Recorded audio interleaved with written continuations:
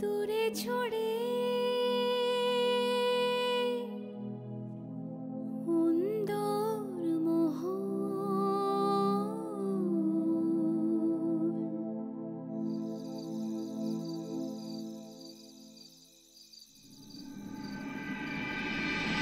আজকে নাকি বাড়িতে নতুন বউকে একা রাখা যাবে না, তাই নাকি আমাকে সঙ্গে থাকতে হবে।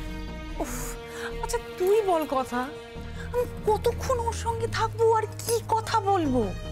আর গিয়ে তো সঙ্গে সঙ্গে ঘুমিয়ে পড়তে পারবো না, তাই আমি তোকে একটু সঙ্গে করে নিয়ে এলাম রে। আমি জানি তোর বরের থেকে তোকে ছিনিয়ে এনেছি, তোর খুব রাগ হচ্ছে আমার ওপর, তাই না? আসলে তা না, তুমি বদ্দা ভাইয়ের সঙ্গে থাকতে পারলে না, তো তোমাকে আসতেই হলো। তুমি ভাবলে যে তুমি বা একা একা স্যাক্রিফাইসটা করবে কেন, আর আমাকে জোর করে নিয়ে এলে। তুই এইটা ভাবলি?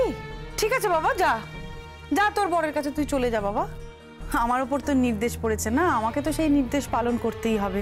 আমি তো বড়, বড় হয়েছে, কি পাপ করেছি না? না গো না দিদি ভাই, চলো আমরা একসঙ্গেই যাবো। আর শোনো, দুজনে মিলে না ভালো করে মেপে নেব। মাপবি? কি মাপবি? হ্যাঁ, মাপামাপির কি আছে বলতো? সাত চরে তো রাগ কাটে না, দেখলি না তখন?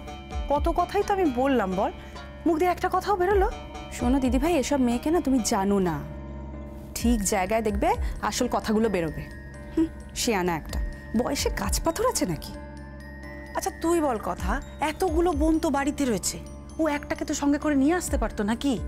এ বাবা, কাল রাতের নিয়ম কি? বরের মুখ দেখা যাবে না আর একা থাকা যাবে না, তাই তো?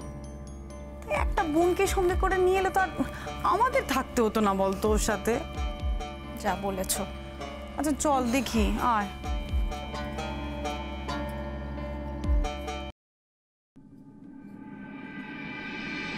ওষুধটা তখন লাগিয়েছিলে?